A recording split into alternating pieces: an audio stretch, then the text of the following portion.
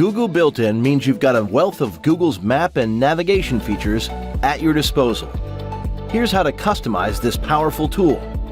First, it's best to be signed into your Google account on your Honda for the most personalized results. If you don't have an account yet, you'll need to get one. See the how-to video on the Honda Info Center to learn how to do this. After signing into your Google account, select Home, and then the Maps icon. You will be prompted to review privacy settings. Choose parameters for sharing trip and sensor data, then tap Next.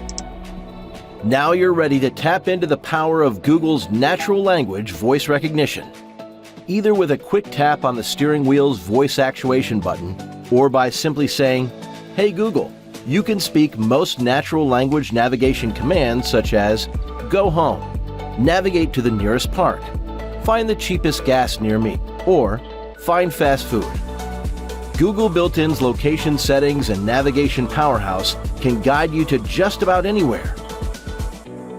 For more helpful tips on your Honda, visit the Honda Info Center at hondainfocenter.com.